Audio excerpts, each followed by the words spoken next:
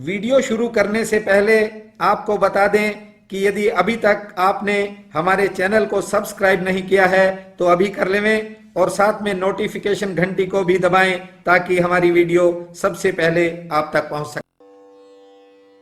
बंधुओं, जैसा कि आप सब भी जानते हैं कि इन दिनों हर गली, हर मोहल्ले, हर परिवार में एक ही चर्चा है, वो है विश्व स्तर पर फैली एक महामारी की।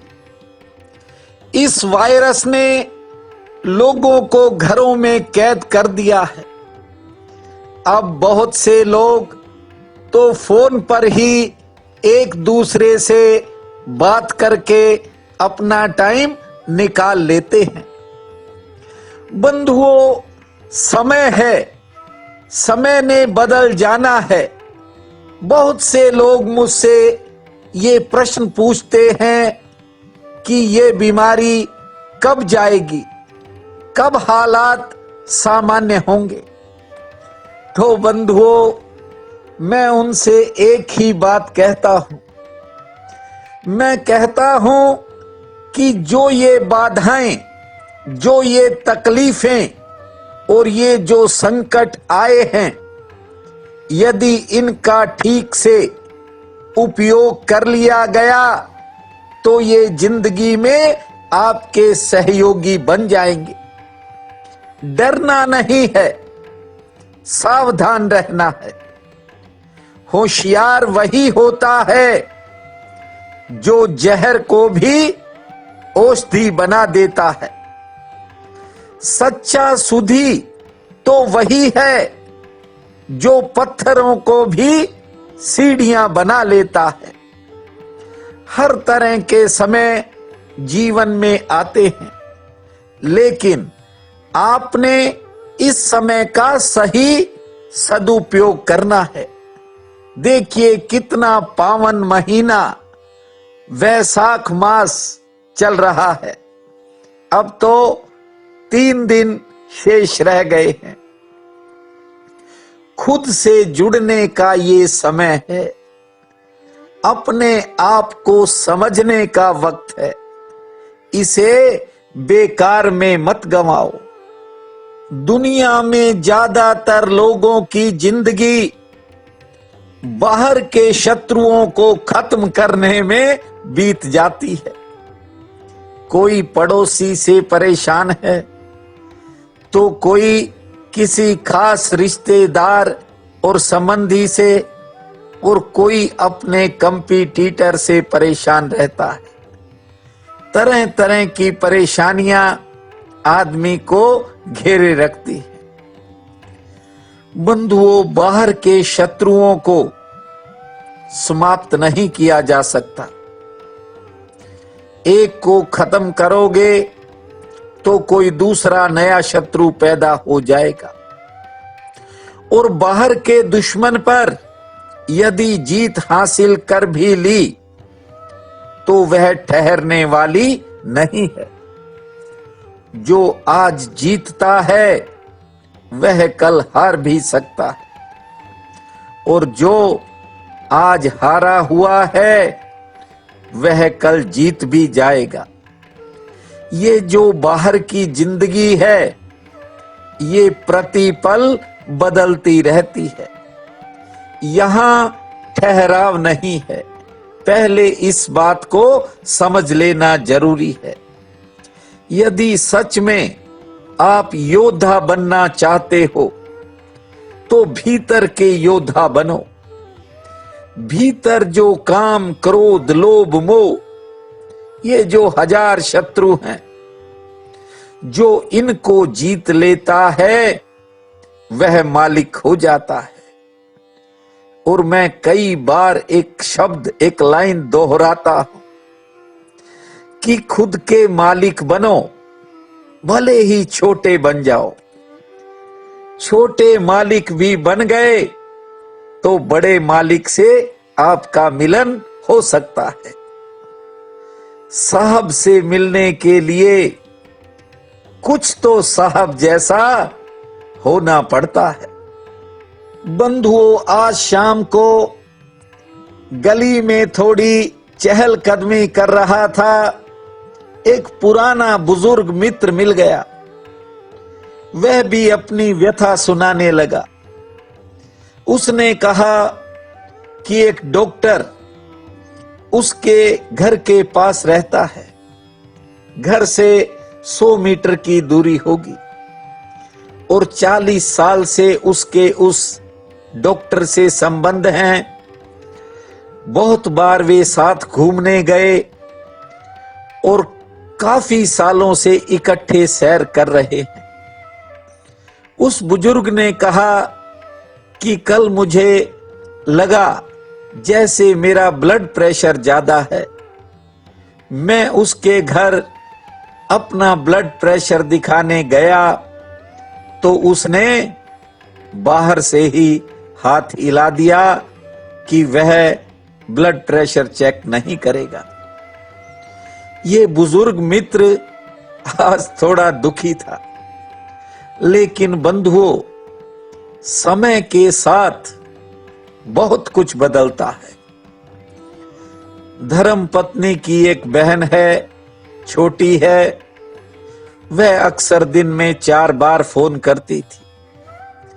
उसका कारण ये था कि उनका होटल है, खाना तो होटल से आ जाता था, दोनों तीनों समय, सब्जियां भी, रोटी भी और परोठे भी। अब वह फ्री होती थी तो बस इधर उधर फोन किए रखती थी।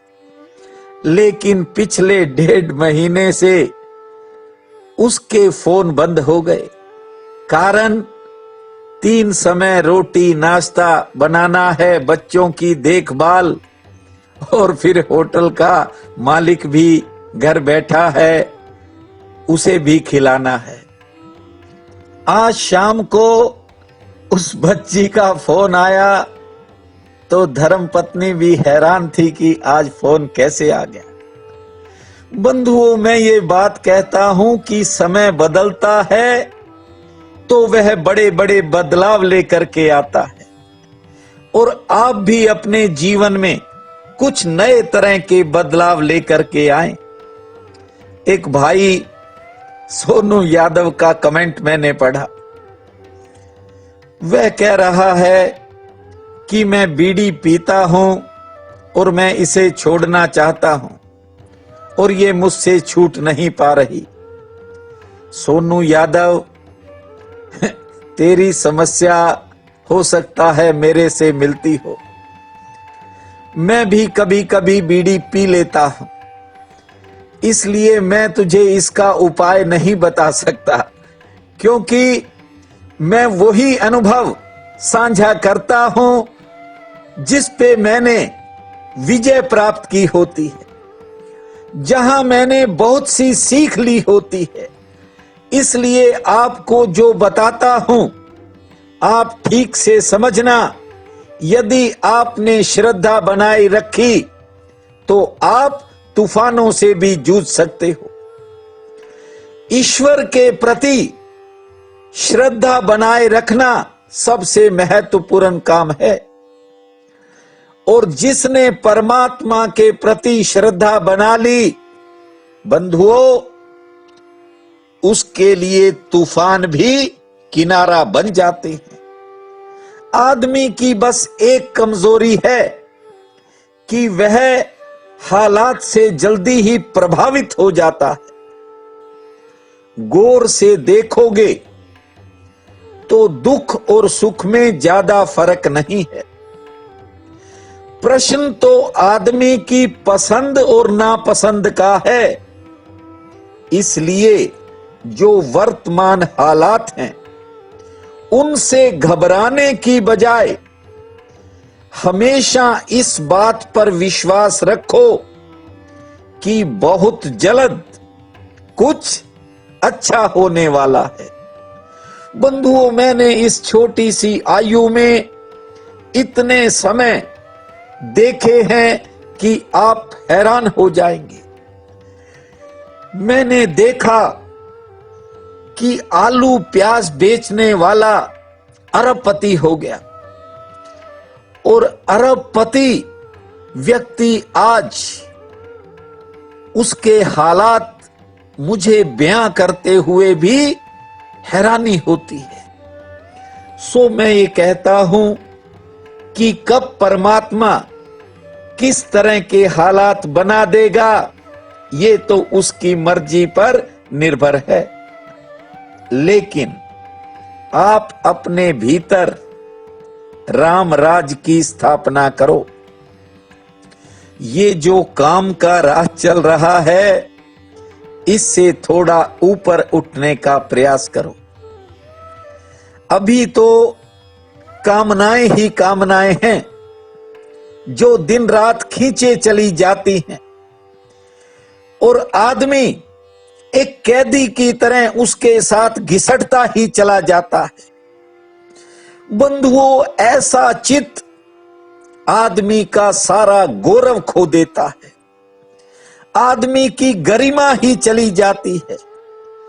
मैं कहता हूं कि इसका रूपांतरण होना बहुत जरूरी है, और यदि समय के साथ हो जाए तो फिर सोने पे सुहागा होगा। दूसरों की तरफ कम से कम देखो। जितना आप बाहर की तरफ देखना कम कर दोगे, आपको जिंदगी में प्रतिपल नए बदलाव दिखाई पड़ेंगे, और वे बदलाव ठहरे हुए बदलाव होंगे। बंधुओं, ये समय एक ऐसा समय आया है कि अपना ही अपने को छूने से डर रहा है। उसे बड़े तूफान सामने दिखाई पड़ते हैं। लगता है मैं बुझ जाऊंगा और बचने का मेरे पास कोई रास्ता नहीं है। लेकिन मैं जो बात कहता हूं उसे गहराई से समझें। मैं कहता हूं, परमात्मा ने आपको ये एक ऐसा क्षण दिया है जिसका सदुपयोग हो सकता है।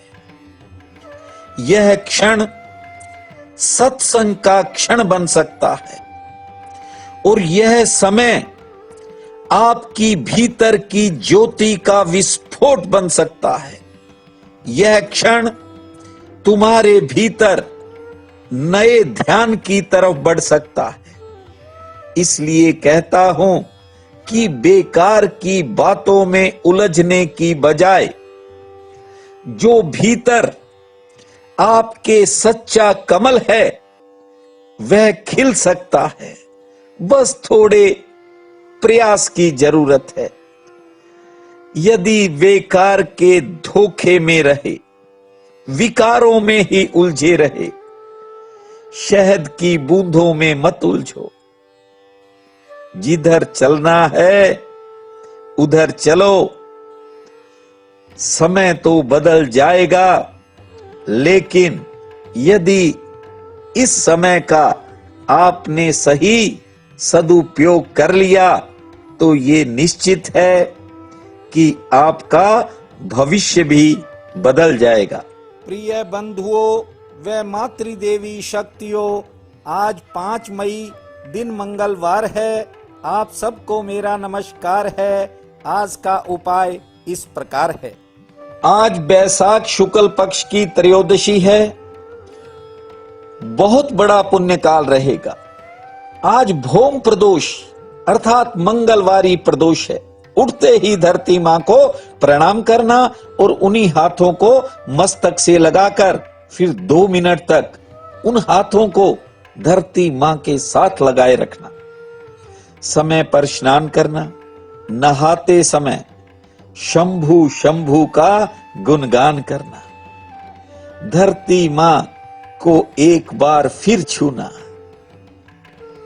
दोपहर के समय मीठी रोटी का भोग रुद्रावतार वीर बजरंग बली को लगाना। 2 रोटी गौ माता या अन्य किसी पशु पक्षी को खिलाना। शाम के समय ज्योत जलाकर 2 बार हनुमान चालीसा का पाठ करना, पास में थोड़ा सा कटोरी में जल रखना और हनुमान चालीसा पढ़ने के बाद इस जल को घर के मुख्य द्वार के बाहर छिड़क देना। समय अच्छा रहेगा। आप सबका बहुत बहुत धन्यवाद।